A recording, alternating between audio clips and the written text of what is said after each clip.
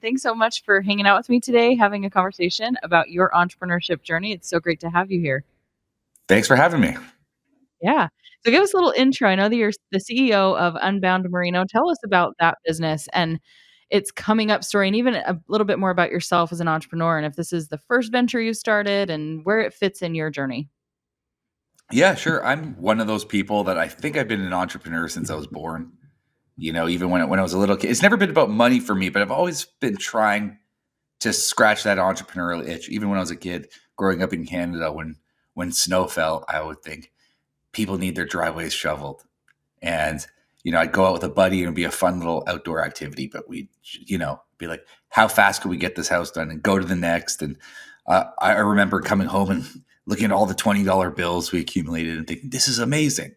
Just realizing very young, if you can create value, you can sell a service or sell a product, which led me to today. I mean, I've been an entrepreneur the whole way through with various ventures. I've had businesses before, including a video production agency and a company that did socks and a company that made vinyl skins for smartphones and laptops and all of this stuff. But I think what I'm doing now is the most authentically me. It's the most fun I've had in my entrepreneurial journey. I guess it's the big, for sure, the most success I've enjoyed as part of this, being part of this venture. And I'm doing it with my best friend. So I don't know. That's sort of like a 40. I'm turning 40 this year. I'm getting old. My entire life as an entrepreneur, that was a really, really high level summary. But right now, the business is Unbound Merino.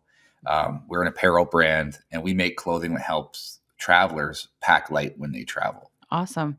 Well, as a family who loves to travel, this is definitely a priority for us. So I'm excited to hear for you. Had you been obviously into traveling beforehand and saw this as a pain point similar to seeing the driveways need shoveling and somebody's got to do this? And so you just went and solved a problem that you found yourself to have? Absolutely. I mean, I've done little road trips, like starting in high school, and it was just like a big part of, like, that was just a huge part. Actually, probably the biggest part of my life. Me and my two best buds would travel around all over America to see this band we were obsessed with. And that sort of was the start. But then I did a trip to Japan about, let's say, 15 years ago. And that's where I really got the travel bug. And regardless of how much money I had or how little money I had, I always found a way to just like get myself out there in the world. And yeah, this product came from that. I was looking for ways to pack light. I've learned along the way that the more stuff you take, the more you're kind of held back. And Hmm. that culminated on a trip that I took to Hydra, Greece, which is this small, beautiful little port town outside of Athens. And it's like a huge hill. There's no roads. And for that reason, there's no cars. And I remember seeing our hotel at the top of this hill and thinking, that's a steep climb to take all this luggage up there. And my then girlfriend, she had a big suitcase, I had a medium suitcase. Of course, I took both of them up. I remember getting up to that hotel and just sweating bullets and thinking, like, can we look inside our bags and let's be real? How much stuff in our suitcase are we actually using on this trip? And it was something like 30, like we must be like 30%. You know, most of what we were wearing was just a few key pieces that went the extra mile, and the other stuff was a lot of the just in case stuff.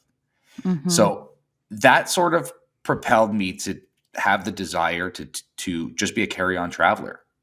So that was my mission for the next trip, wherever I'm going for however long, I'm taking a carry-on. And the next trip was a good challenge because it was 3 weeks in Southeast Asia. I'm like, how am I going to do this with just a carry-on?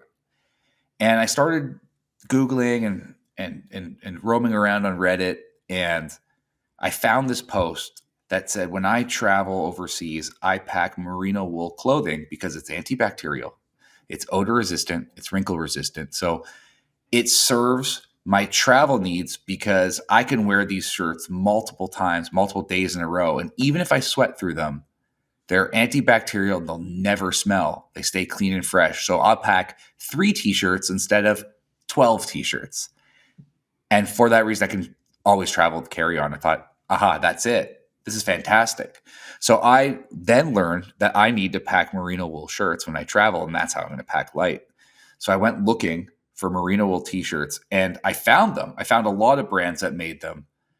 But the problem with them was they were made more for a different purpose. They were made for the people that were going outdoors. They were doing camping trips and portaging. There was some activewear stuff, but it wasn't the kind of stuff that you would want to wear out at a nice cocktail bar. You know, Mhm. it had the performance, but it didn't have the aesthetic that had the versatility I needed for travel. And I looked everywhere for it.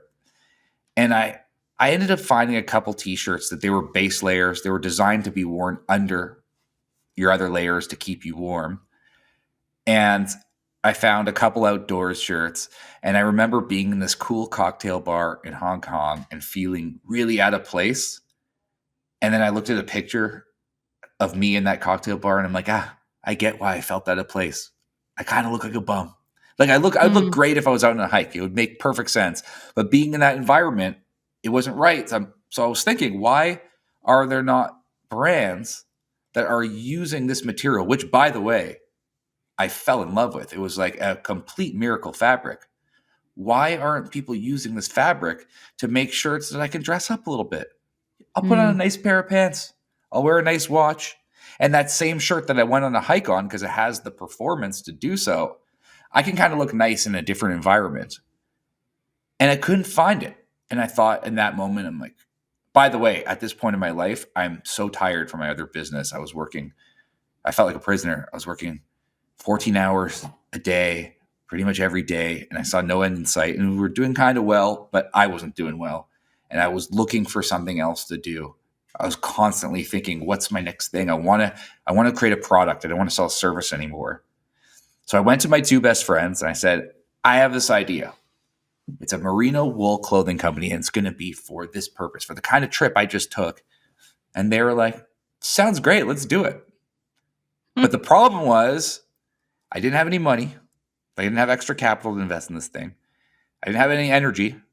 I didn't have any time. I was running another business and I didn't know anything about the clothing business. So like all the odds were stacked against me.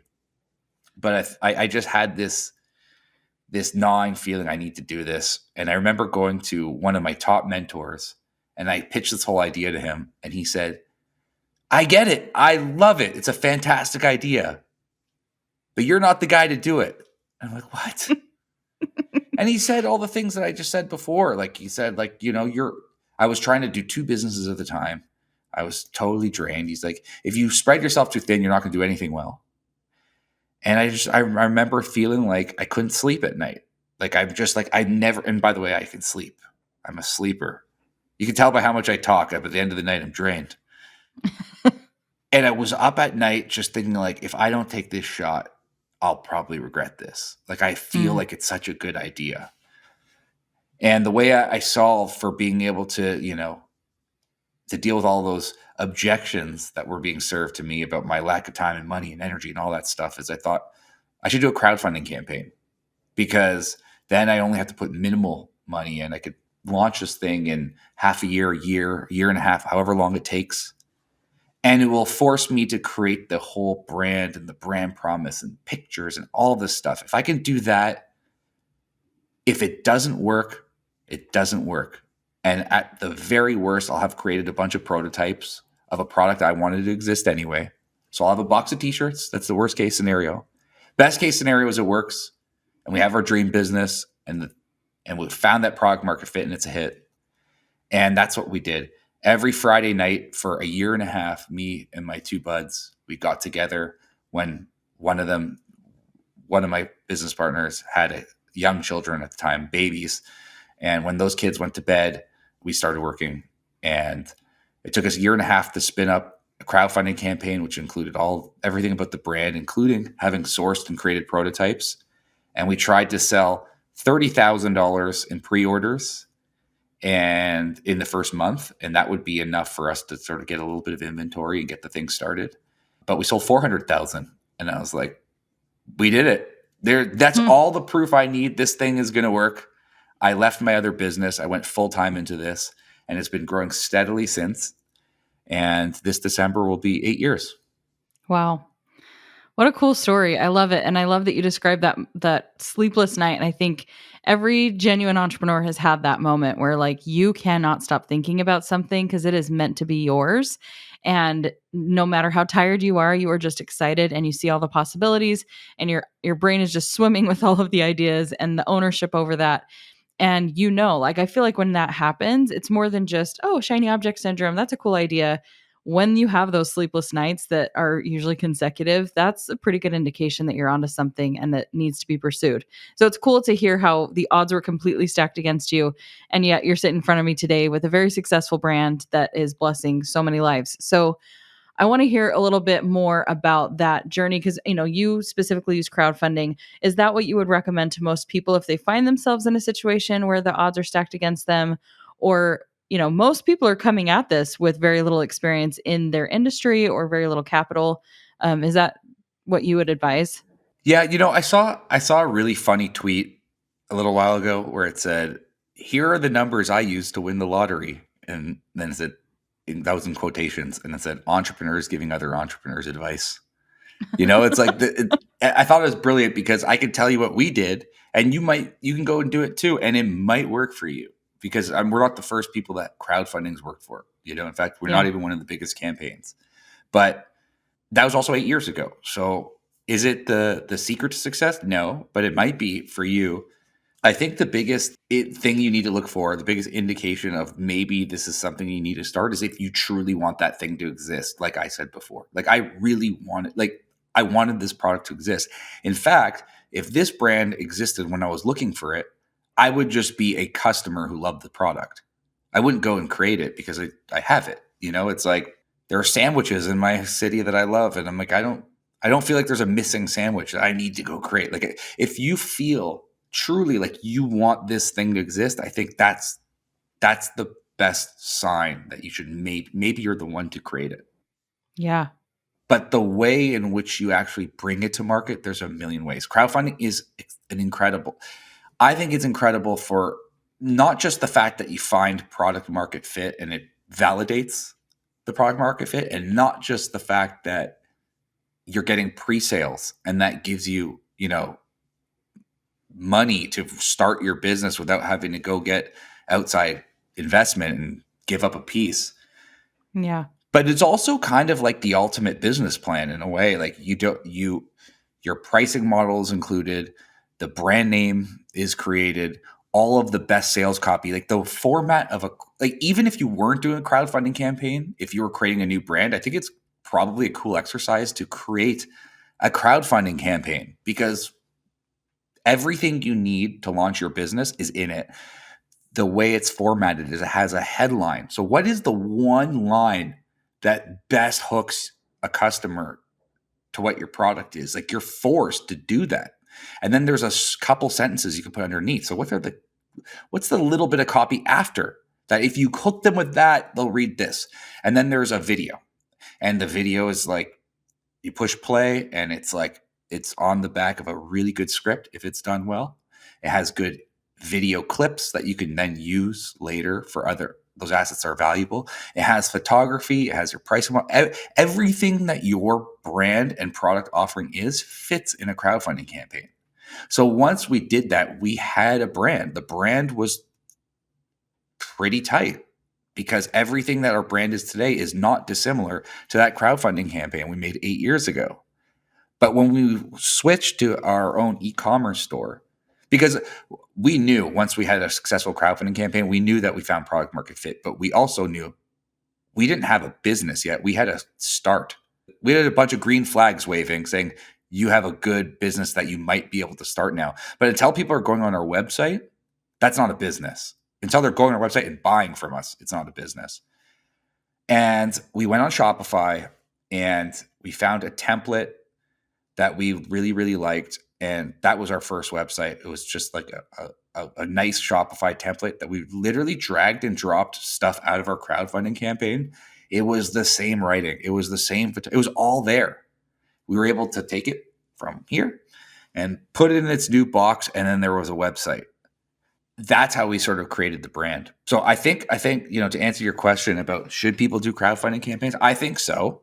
I think it's a good idea. It might not be the path we're at to actually run a crowdfunding campaign.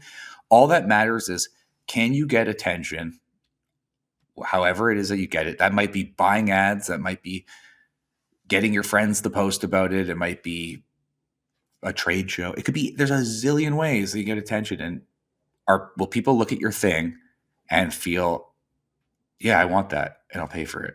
That's it. It's like, it's quite simple at the core. How you get there, you have to think about what makes the most sense and how can you find the best audience. For us, the crowdfunding campaign was just like the only option that made any sense at the time. Yeah. So even with that, I mean, crowdfunding is only as effective as the marketing and like the traffic and attention and awareness that you're driving to it. So to have the outcome that you had, what were some of the ways that you were leveraging? Was it social media? I mean, you said the company's 8 years old, so social media was pretty different even 8 to 10 years ago. So what was the main driver to bring a lot of awareness to the brand? It was all within the crowdfunding campaign. So I'll tell you a little trick that we did.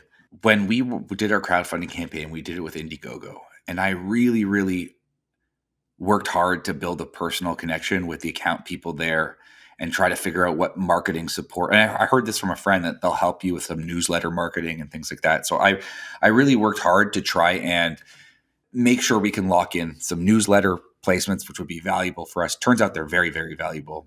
And they said, if you get, I might be butchering the numbers, but I think it was like 33% of your funding goal within the first day, we're going to guarantee you a newsletter placement, right? So I knew that, yeah, that was the number. Because I needed to get $10,000 in sales in the first day. And I'll do anything to make that happen. How can I make that happen? And I think I can just do that with friends and family. If I bother enough friends and get them, hey, I put 1.5 years into this thing and I'm trying to build my dream business here. And totally okay if it's not good timing, you don't want it for any reason, don't even feel the need to reply to me, but can I get you to buy like a product off me to support me in my start? Like the thing is happening in like a month from now. And they said, yeah, sure. Or they ignored me, or they said, I can't, it's not good timing for me, whatever it was. Right. And we made sure that on our crowdfunding campaign, we didn't have any of those like support options, like support the campaign for $5. It's like, no, it was like a t-shirt minimum. You're actually buying a real product. And at the time it was like $55, whatever it was that we were charging. So it was real purchases. And I reached out to everybody I know. I went to someone I haven't spoken to since high school. It didn't matter. I said, I'm sorry, I haven't spoken to you in a while. I'm like, will you do this? Totally annoying thing. A lot of people ignoring it. But for the people who said yes, they said yes. I remembered that I would remind them. For everyone else, what I did is I created a video where I literally just said like, hey, Kirsten, it's so long time. I haven't seen you. I want to let you know I'm doing a crowdfunding campaign for a product. I spent so much time and energy to launch this thing. And I really, really just want to ask, and totally okay if you can't, but will you buy a t-shirt to support? And I sent it to them in a Facebook Messenger message. So they see my face with a little play button and the video would be like Kirsten.mpeg, whatever it was called. They're going to push play and they're going to respond. Like it's when you get those copy paste messages, these people are ignoring you. But when you get that video, they're going to at least say something. And I got so many people to say yes. And then I collected all their emails. And then when the product launched, I said, hey, remember you said you'd buy that t-shirt? It's live. Please do that today. It would mean so much. I really need some momentum today. And we hit that 10. So I remember seeing the orders. It was like my brother Brian first, and then my business partner's cousin Sandy. Like I recognize every name coming in. Boom. All our friends and family, all supporting us. And we got to 10,000 pretty fast. But before we got to 10,000, I started seeing names of people I didn't recognize. Because what happened was Indiegogo perceived our campaign as hot and we were into the trending thing. So now Indiegogo's seeing all these people that are perusing the website and they're like, oh, this is kind of a hot campaign. It just launched. It's already at 30% and it's only been live for an hour. So then they feel like, okay, what is it that people like about this? They buy it too. And then we continue to trend. Then we locked the newsletter and the newsletter was fire for us. And that's sort of like the little hack that we did. It's like we just started the momentum with friends and family. We forced that momentum, and that made us trend. And people kind of like, if we didn't have anyone buying our stuff at first, that person from Germany. I remember the first guy who bought that I didn't recognize was some guy in Germany. I forgot his name, but would he buy if no one else bought? Probably not. But because there was like this like hype around it, a lot of people felt like, I want to be a part of this hype too. So we sort of manufactured that momentum a little bit, and that sort of got it going, which is like kind of like anything. You know, when a new like Nintendo system comes out and it's always sold out, and then you have to line up at the toy store or whatever, and like it's always sold out, and they're releasing little batches at a time. I wonder if that's actually limited supply or if they're just manufacturing demand. I think they're manufacturing demand, and we got a little taste of that, and that was sort of like the start for us. We sort of manufactured a little bit of that excitement, and from there we got 3 newsletters, and it just kept growing, growing, and growing, and we got our first 2,000 customers. Amazing. Remind me again what the total revenue was from that crowdfunding. It was like 400,000. Okay, that's what I thought. I didn't want to downplay it at 40,000 because if you hit 10,000 in the first day, I was like, that's crazy. That's amazing that you had that benchmark that you were able to hit within the first. Because how long was the crowdfunding live? What was the time period for that 400,000? It's a month, and then we at the last day they allow you to extend it, so we extended it for 30 days to keep it going. Cool. Wow. So, what had you done? I know you mentioned you'd been working on it for a year and a half. At that point, because I know typically crowdfunding is like you're going to see the demand and you're going to actually have the capital to go and manufacture. So, you didn't have product on hand. What was the time frame from when you secured all of that and the turnaround time for orders and everything? And did you run into any massive headaches as you went into the next stage of business? Yeah, yeah, for sure. Well, everything was timed so poorly, and I remember Indiegogo wasn't going to release the funds for a specific date, and I thought, oh no, our suppliers need us to put a deposit. We don't have. It was a lot of money. It was like $100,000 or something. And I had a friend who was a he was actually one of the inspirations for why I wanted to start this thing, because I saw how, him building a product business, how he became very successful. And I called him up and I'm like, I need to call in a very, very huge favor. And it's very uncomfortable for what I'm about to ask for, but I need $100,000. He's like, what? What for?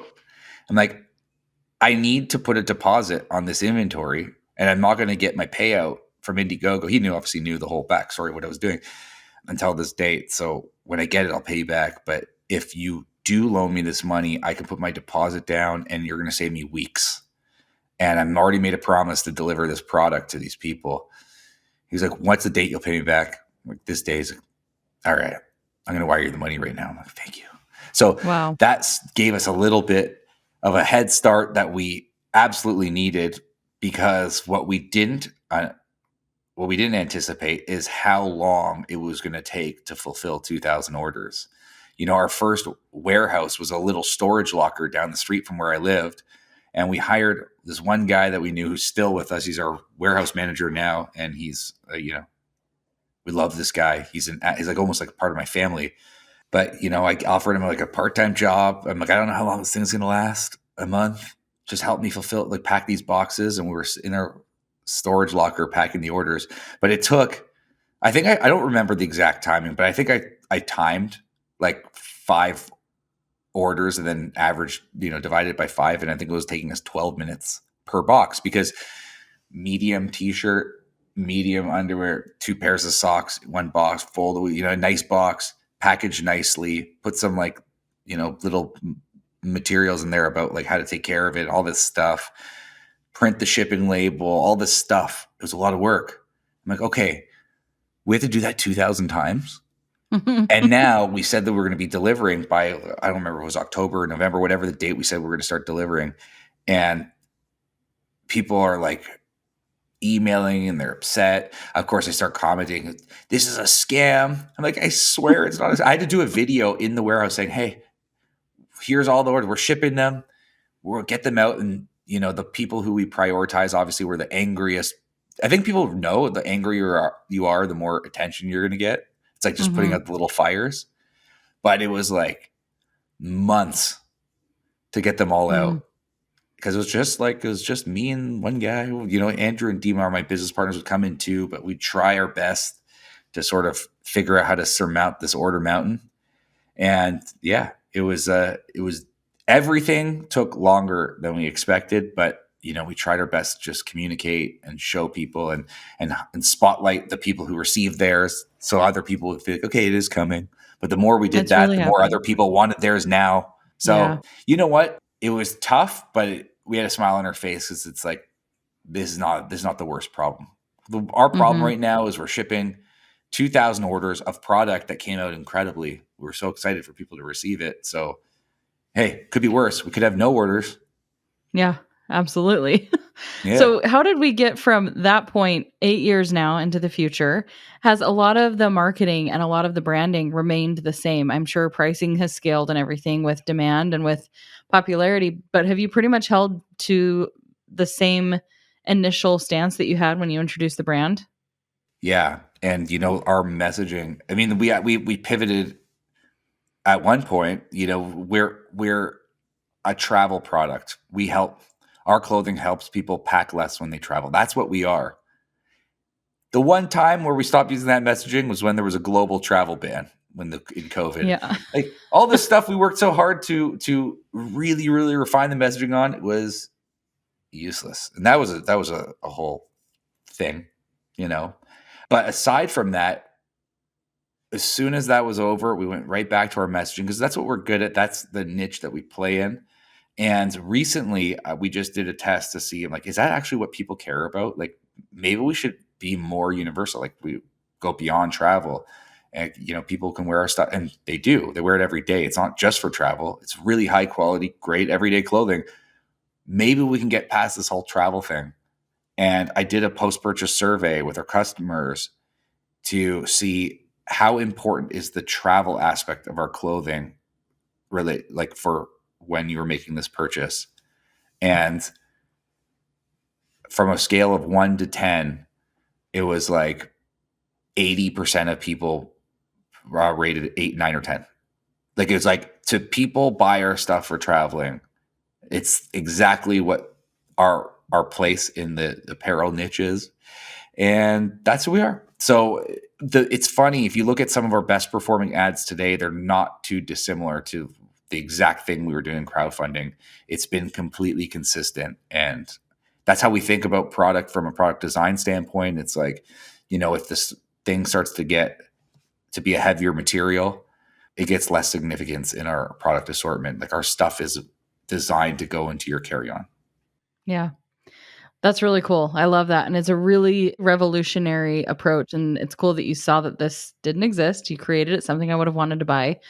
I wanna speak to something that you did that a lot of entrepreneurs really hold back on, and that is getting out and just selling. I love that you were hitting up at least that warm market right at the beginning, and that was able to roll into more customers, more awareness for the brand. I think a lot of us have a tendency to have the idea and to do all of this back end work where we're just like building the business. And you said that you spent a good amount of time until you were ready to launch this and take it the next step.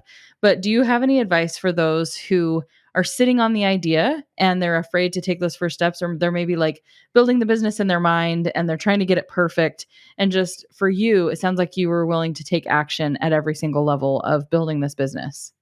Yeah, it's just what you have to do. And I don't know if I had this moment where I overcame, like, this resistance. Like, I mean, you do have there's a little bit of anxiety around putting yourself out there and, like, having a big flop, But I think if you're building something, at one point you just have to put a date when you're going to launch and how. Like, for all, right now I'm working on a backpack. It's the first time we're ever doing an accessory. I'm obsessed with this thing that we've been creating. I love it. I have no idea if it's going to work because it's different than what our core offering is. It does make sense. A backpack, it's a travel bag. It makes sense. We sell stuff to travelers. I'm back at that feeling. Like, I don't know if this thing's going to work, but it could be great. It could be huge. And I'm tinkering with it. And I've been manufacturing and going and designing for a long, long period of time. But we're about to get the fourth version of the prototype, which we think will be photograph ready. And the second that's in my hand, I'm like sitting with the team and it's like, let's pick the launch date and just work everything back. At one point, you have to just say, let's pick the date and you commit to that. And I think the best work I've ever done in my life was when I had that sort of feeling of there's like a gun to my head. Sometimes I don't do a lot of public speaking, but I've done it a few times and it always made me like really anxious. And I actually hate doing it, the feeling of doing it all the way until it's done. And when I finally get up on that stage and I do the thing and I pretend that I'm more confident than I am, and I fools people into thinking I'm confident, and I deliver that message that I practiced, at the end of it, I feel great. And I feel like it's so rewarding. But if I didn't have the date booked, I wouldn't do it. Like I wouldn't live through that. Like, oh my God, what if I look like an idiot? I'm going to forget that. I have to memorize this speech. I have to do this presentation. I have to do these slides. The best things I've ever done in my life are when there's a gun to my head. And it's like, you committed, you're doing it. You're doing that talk. You're launching that product. You're launching this brand new business, whatever it is. And then everything works back from there. And then, are you ready? No, you're never fully ready, but it gets out there and like, you learn so many more things from getting it out than you do from just like, rifling through what could happen in your head. So Yeah. that's it. I think that's sort of like one of the big secrets too, is like, just like put the gun to your head and make it happen. And, you're not going to feel comfortable. Just get it out anyway. Yeah, I've definitely felt that, and sometimes it's the more I've invested financially or time, it gets a little bit easier to keep going towards that deadline. And when you don't have that bigger picture and you don't have the commitment, then it's so much easier to drag it out. I'm the exact same way. I have to have a deadline. I have to make some kind of skin in the game with that deadline. Otherwise, I'll be wishy-washy about it. But I think hearing that that's how most of us function, or just how another successful entrepreneur functions, is helpful for us to get out of our own way and recognize this is part of the journey. It's part of the roller coaster of building a business. None of it was like comfy cozy, but it was fun. It's exhilarating. We do it because there's a challenge there. And then on the other side of that challenge and that work is something super rewarding, and it's worth every single uncomfortable moment when you had to keep riding the ride, right? Absolutely. And you know what? It's always fun in hindsight. It's weird. Yeah. It's weird. I talk about like a keynote, and like, again, it's not really something I really do, but I've done a few like random talks. And when I look back at them, I only remember how fun it was to do the thing, and all the great conversations that I had afterward, because I got up in front of people and people wanted to talk to me after, and I made cool connections and had cool dinners and all this fun stuff you remember, and you kind of forget all the buildup in the end. It's a lot of it. Mhm. There's a lot of anxiety and stuff, but it's like a lot of people just don't get to that thing because they don't want to deal with the anxiety and the pressure. Mhm. But there's what that quote, no pressure, no diamonds, right? If you're Yeah. willing to like just commit to that thing and go through all of you drag your ass through it, it's so rewarding in the end. And you don't remember the struggle. You just remember you remember the feeling of the win. Or if it doesn't go well, it's like, that's a great lesson too. I Mhm. remember a friend of mine was doing a TEDx talk in Toronto, and TEDx Toronto was like a really big one. There's like, 1,500 people or 2,000 people that would go. And he's like, oh man, it's coming up this week. He was like, I love this dude. He's so smart and so interesting. He's like, if this talk goes well, this is going to be the best thing that ever happened to me. He's like, if it goes terribly, yeah, it'll still be the best thing that ever happened to me. He's like, Hmm. this is a win. And that makes perfect sense. It's like you could bomb on stage. He's going to learn a ton. At least he tried. And that mentality is great. Yeah. Oh man, such good words of wisdom. Do you have anything else that you want to leave with our aspiring entrepreneurs, those who are in the thick of it? Things maybe that you wish somebody had told you, or that you would tell your younger self? No, I think we've sort of touched on the fact that it's just about just trying, and if any of the listeners are like sort of young and like starting up as entrepreneurs, I look back at all of the businesses that I've started. I started them all with my best friends. And people say business and friendship don't mix. I think that's insane. It mixes so well. It mixes so well. So long as none of you are hungry for power. Like, it's like, if you want the best for if you're truly friends, you want the best for each other. You can have hard conversations with each other, and you can hold each other to a high standard and push each other to be great. And with all the businesses I started were with all my best friends. You know, I have 3 best buds. We all work together. We work together well. And I remember those early days. It wasn't like this, like, oh, we need to make a business work and this is a struggle and how we're going to divide up equity. It wasn't none of that. It was like we got together, had some beers, and it was fun. We could have gone and watched hockey games at the local bar and it would have been fun. Or we could just brainstorm ideas and have beers and have fun. So I'm doing fun, challenging projects with people who mean the world to me. They're like my brothers. And I think more people should do that. I think more people should consider doing a little project. It doesn't have to be a business, some kind of project as a way of hanging out with your friends and doing something meaningful. Because now, what's cool about my life, and this is better than any of the success we've gotten in business, it's the best thing about the business by far, is the people I spend the most time with are the people I want to spend the most time with. They're my best friends. They're my childhood best friends. And we spend more time with the people we work with than we do with our own families. It's the, you work, in this side of the world, we work long hours.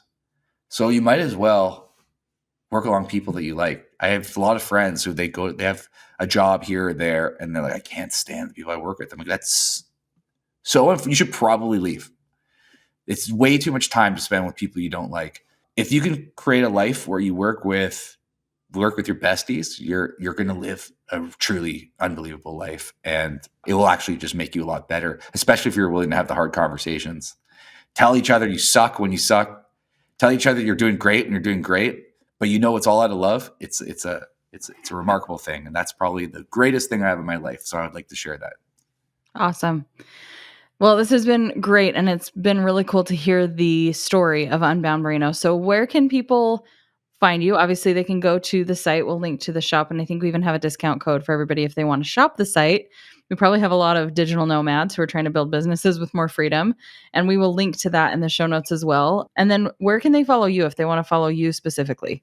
I don't really post a lot of stuff, but I'm Dan Demsky. You can find me, but I'm also sometimes on the Unbound Merino account, Cool. posting, some travel stories and things like that. So find us at Unbound Merino and find me at Dan Demsky. Cool. Well, thanks for coming and sharing your story with us. It's been awesome. Thank you so much. Of course.